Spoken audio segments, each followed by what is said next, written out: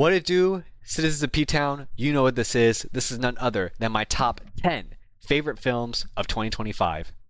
Of a year with declining box office receipts, alongside brewing and growing monopolies, with even a trajectory for even lower and diminished box office returns in the coming future, I believe that we will still look back on 2025 in cinema as a year where cinema fought back. In 2025, we had numerous organic and original success stories ranging from, but not limited to, One Battle After Another, The Secret Agent, Weapons, Sinners, It Was Just an Accident, Train Dreams, Sentimental Value, Surratt, all just to name a few. And I think the big takeaway from all these films resonating with so many different audiences is that art will still make a mark. And I am very much in agreement with that sentiment, in addition to the franchise films that I really enjoyed this year. And so, before getting to my top 10, as always, here are a list of honorable mentions. Sinners, written directed by Ryan Coogler. Ki Nam In, one of my favorite films from the San Diego Asian Film Festival. Chainsaw Man Rize Arc. And, arguably the biggest pop culture phenomenon to come out of the year, K-pop Demon Hunters.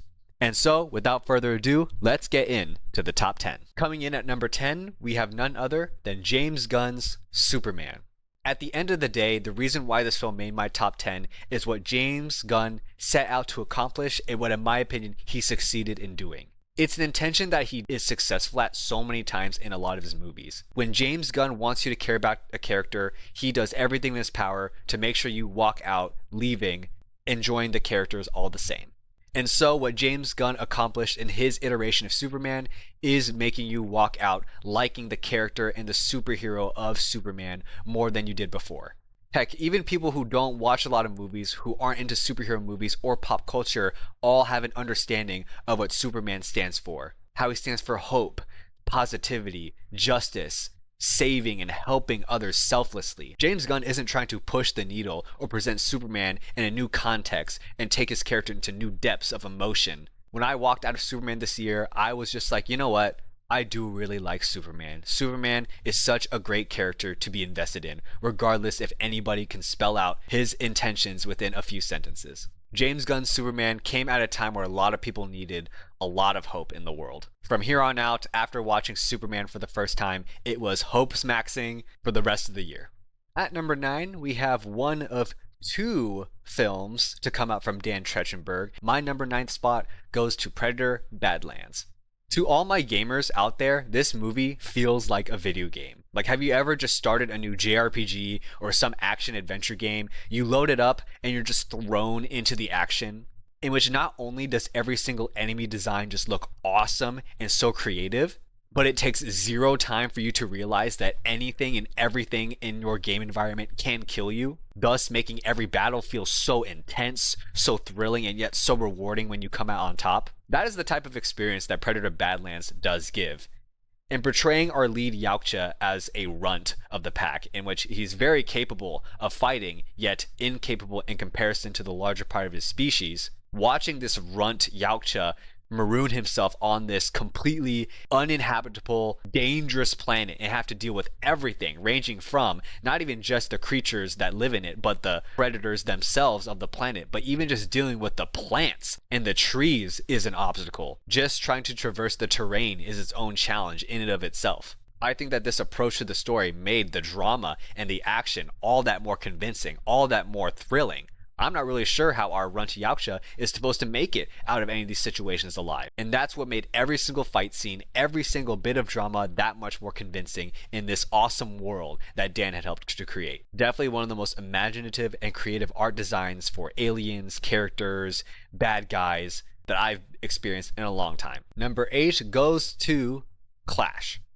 I'll try to be brief when discussing this film because I already talked about this film in length in my San Diego Asian Film Festival video, which you can check out all the movies that I watched in that festival about right here. And so yeah, all in all, just a really great, fun, and wholesome underdog sports story where we become invested in these characters' introduction into a new sport, learning to play the sport, to grow within the sport, not just athletically, but then to grow their bonds with each other, to see their athleticism and their bonds become tested, in which ultimately they do come out on top in an extremely satisfying conclusion. And this is based off of a true story of a real group of Chinese people coming together to play American football. Move over, kicking and screaming. Move over, Remember the Titans. I'll be watching Clash instead. Next up at number 7, we have Lav Diaz's Magellan, another one of my San Diego Asian Film Festival watches and one of my favorites too. I'm going to also do my best to not repeat what I said in my San Diego Asian Film Festival video. But to get the premise out of the way, it is about none other than Ferdinand Magellan and his quest to the Philippines and his ultimate attempt to conquer them, which would result in his death.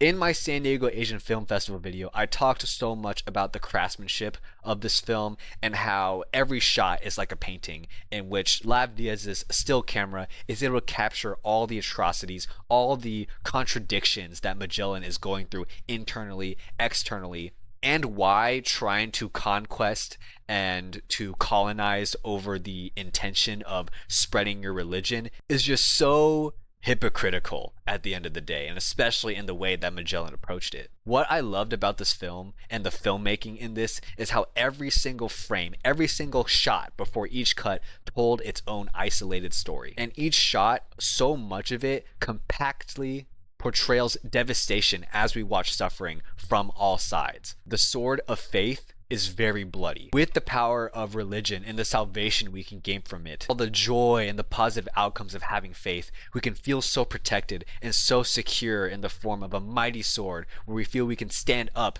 to the sins of our life. We can slash that sword and vanquish all the bad stuff out there, chaos and the carnage and the evil. But the sword of faith is double-sided, and if you're not careful enough, the potential contradictions of your missions can slice back at you, stare back at you in the face with all your contradictory knowledge. And Magellan portrays that in a way where you just cannot escape. Maybe Magellan is unsuccessful, but we still see planted are the roots of colonization that would affect Filipino culture for generations and generations to come. A devastatingly beautiful film. At number 6 is a film that maybe some people forgot about this year, Bong Joon-ho's Mickey 17. Did you remember that Mickey 17 was a 2025 release? This movie did kind of fly under the radar for a lot of people, given that it was a box office disappointment. It was compared unfavorably to a lot of Bong Joon-ho's movies, and it was an early release. But when I think about the whole year of 2025, as much as I did enjoy plenty of franchise and sequel filmmaking, many are on this top 10 list, when it came to unique, artistic, cinematic experiences, Mickey 17 was one of my full meals of the year. It's just a really great experience watching Mickey 17 and taking in its genre blending filmmaking, ranging from its sci-fi elements to its black comedy, its political and social commentary, the world building, all of Mickey 17's character dynamics with all of the characters he's with in the narrative. Really just taking in Mickey 17 is like having your meat, steak, potatoes, vegetables, and dessert all in one movie. This is still the type of movie that I want resources going to. If Bong Joon-ho asks for $150 million for a film, you give it to him. And I know that this movie is adapted from a book that Bong Joon-ho did not write. Still, by comparison, it is a more original story that I want studios to still direct resources to. I don't want Warner Brothers to take away the wrong lesson from this movie underperforming at the box office. A lot of those movies I talked about in the beginning of this video, such as Weapons, Sinners, One Battle After Another, even F1 to an extent, which was a box office success. These were all successful stories. So there's room for that this year. I think that Mickey 17 deserved that same success story. And now we have reached the top 5 of my top 10 favorite films.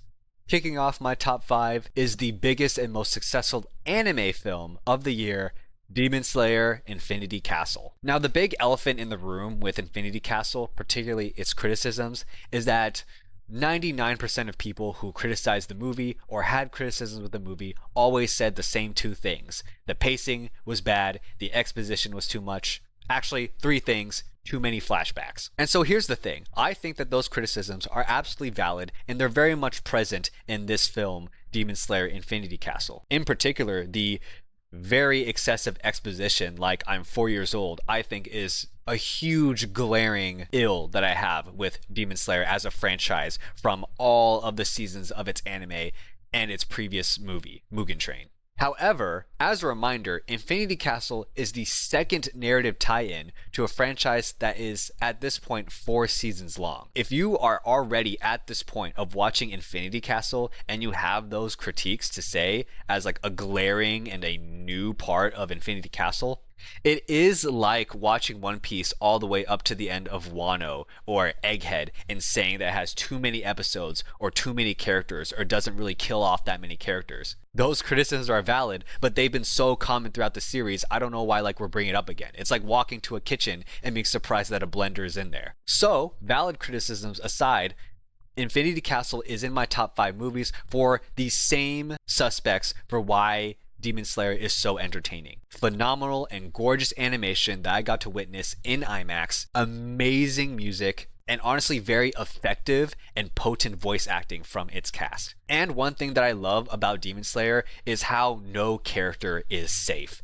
And so that takes the intensity of every single battle and endeavor and makes each fight just that much more thrilling and more intense, knowing that no character is safe. And Infinity Castle reminds you of that idea throughout the entire movie. Not to mention that the flashbacks that people dislike in Demon Slayer, I will say in my opinion, as much as I also dislike the excessive use of flashbacks in Demon Slayer as well, this was the most welcome and most effective flashback that we've had in the entire series so far in the final act of Infinity Castle. And so yeah, I did really enjoy this film. And for those who might be wondering, why is Chainsaw Man Reize Arc not in my top 10, but Demon Slayer Infinity Castle is? My omission of that film from my top 10 is for one big reason. Chainsaw Man, I have been a fan of the manga first. Just like a lot of people, actually, who heard about Chainsaw Man first, it was the manga when it just blew up into the stratosphere. By the time that the first season of the Chainsaw Man anime came out, I had already read and reread the Chainsaw Man manga part 1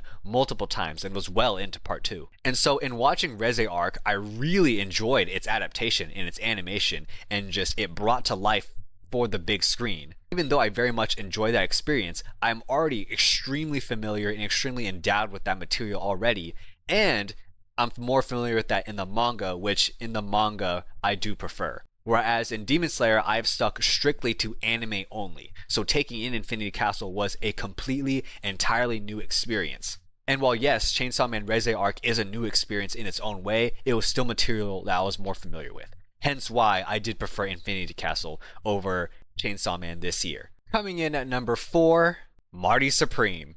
Marty Supreme was one of the bigger surprises of the year, not in the sense that it wasn't making very convincing buzz when the movie did release. But no, I did not expect to love this film as much as I did. But I think the more that I engaged with it internally after leaving the theater, the more I came away with it being one of my top films of the year on the Mount Rushmore of 2025. Marty Supreme is a chaotic character study of a impulsive and gray protagonist whose ambitions are much larger than the problems that he feels like he's being forced to deal with. The premise of the film is Marty Mauser, played excellently by Timothée Chalamet, and his quest to prove himself as the greatest ping pong player in the world. Excuse me, table tennis. I enjoy table tennis as a legitimate sport. I don't think it's a detriment to call it ping pong. And while explaining the premise of this film is easy, actually going through the plot is an entirely different mountain in and of itself. But what I can say is that Josh Safdie maintained the chaos and the high-strung energy of films like Uncut Gems and Good Time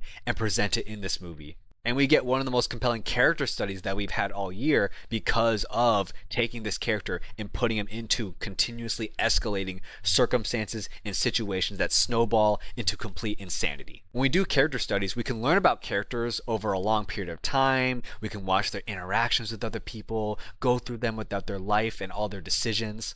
Another way we can learn about a character is placing them in high stress situations and seeing how they deal with it, how they react within the moment, because it really is action that does define a character. Timothée Chalamet's performance as Marty Mauser is one of the best of the year. Our character, Marty Mauser, is both simultaneously likable and unlikable. He's unlikable in the way that he's just so impulsive in his decisions, and he's not really one to really consider the consequences of his actions. It kind of doesn't matter what character, at what point a character is in his life, whether or not he had just met them, they had been lifelong friends, family, acquaintances, supposed close friends. It doesn't matter. He's going to interact with each character transactionally. On his quest to prove himself as the greatest table tennis player and to have the opportunity to prove himself, he asks everybody, what can you do for me? How can you help me achieve my dream? If I have to help you right now, then what can you do for me in return that relates to my dream? And while audiences can be put off by that approach and this character's approach to all of his interpersonal relationships, he is also likable in the sense that he is trying to create greatness for himself. He is not sitting around and waiting for greatness to come to him. He is seeking out greatness. He might complain about all the shit that he has to deal with throughout this movie, but he's not just going to sit around and not do nothing. Proving himself as the greatest table tennis player in the world is not an option, and he is already jumping into the fire at any notice, trying to get there in the first place. That is what is so compelling in a good way for Marty Mauser's ambition. Narratively, this movie is so great, and it works very well with this approach to this character study.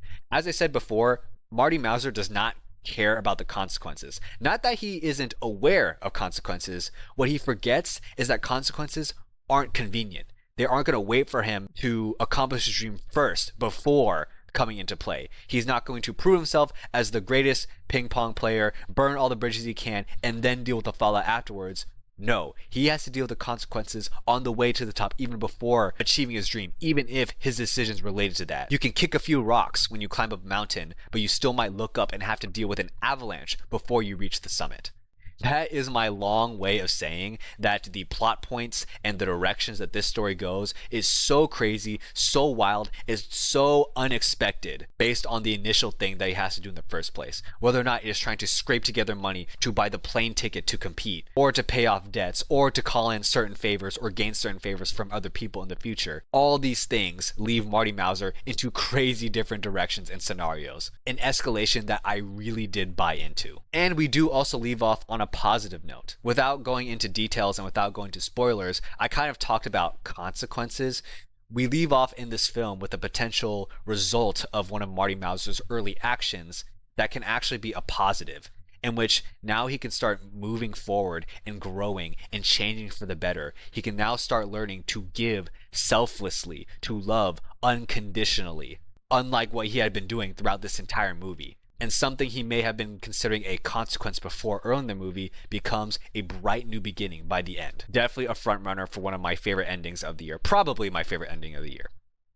Coming in at number 3, it is Dan Trachtenberg's Predator Killer of Killers. Now, after watching Prey a few years back, I liked the movie, didn't love it. I didn't consider it very high as far as the modern action films go, but I still really bought in to that idea that was presented in Prey that could have made a much more compelling franchise. Take the Yautja, place them in different geographical locations in different points in human history, and watch the different people coming from different cultures and societies face off against the Yautja. How would their weaponry, how would their intelligence, how would their culture, how would their motivations and drives be utilized in order to take out these predators of the universe?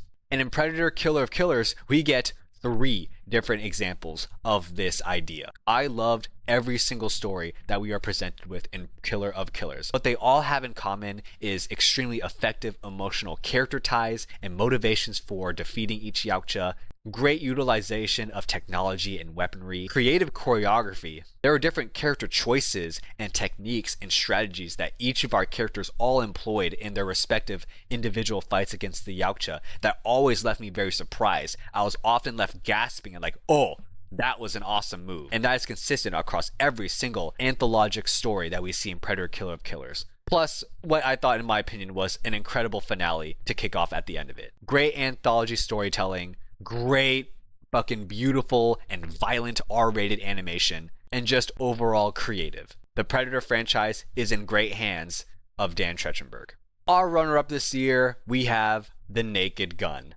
Now, I was already predestined to really love a film like this. Given that I've watched the original for the first time in 2025 and absolutely loved it, I have still been a huge fan of this type of spoofing, stupid, and parodying humor for as long as I can remember. Whether or not it was the films of Mel Brooks, such as Spaceballs, Blazing Saddles, The Producers, Young Frankenstein, a few of those films being one of my favorite comedies of all time. But then also with Gintama being my favorite anime and being no stranger to parodying and spoofing pop culture, other genres, and that such of bizarre, gag, surreal humor. I, of course, absolutely adored The Naked Gun. Not only does this film have a very consistent jokes to laugh ratio, this film also fires jokes at an extremely high clip in which I have not laughed this hard or this much at a movie possibly ever. As you are laughing at a joke that just really takes you by surprise, this film threw out probably 2, maybe 3 other visual jokes, background jokes, verbal script puns all at you at the same time. Watching this movie in a theater was one of the best theatrical experiences that I've had this year because the theater was like a chorus, an ever building chorus and crescendo of laughter from the audience. Whereas there would be laughter kind of all around laughing at some jokes, then an influx of people who then understood the joke a little bit later than the others started to laugh, thus increasing everyone's enjoyment and laughter all at the same time. There's jokes for everybody here. When, if one joke doesn't make you laugh, surely in the next 5 seconds another joke will make other people laugh. They say that laughter is the best medicine. You walk out of this movie feeling like you have gained 5 more years to your life. If a movie like this came out every other year, I'm not even like that sad or depressed or anything, but if we got this more often, then I would actually be so much happier in life. So, when we talk about my favorite film of the year, what film gave me everything? What film not only gave me the entertainment spectacle for me to just drain my popcorn bucket, but also provide great cinematic storytelling and presentation of great themes to digest on once you leave the theater? Of course, my favorite film of 2025 is Park Chan-wook's No Other Choice.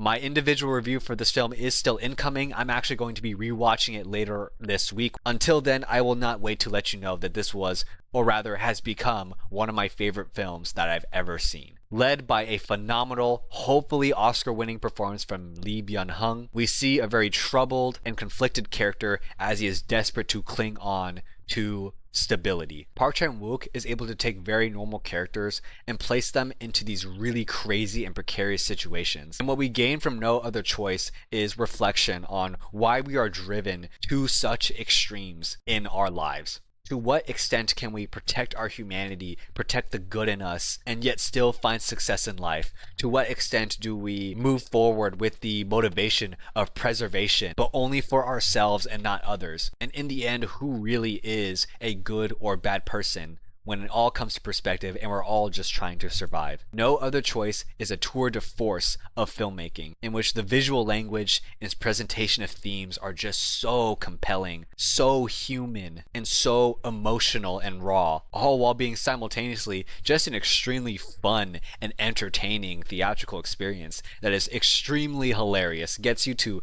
bust your guts laughing every single time, and take you on a ride that you can only really experience with cinema. I recently got to read the novel that this film is adapted from, The Axe, written by Donald E. Westlake, and I gotta say that this film is a perfect adaptation of that novel. The way that Park Chan-wook is able to balance the deteriorating relationship between the husband and the wife and just the conflict of how they can support each other without compromising themselves, all while presenting the circumstances and the crimes in extremely funny and wild executions all at the same time. Park Chan-wook's visual mastery and his editing flow is able to bring that novel to life in a much better way than I could have imagined it. All in all, one of the most well-rounded films of Park Chan-wook's filmography. And you know what? I'm just going to say, if I don't say it in my review, I'm going to say it here.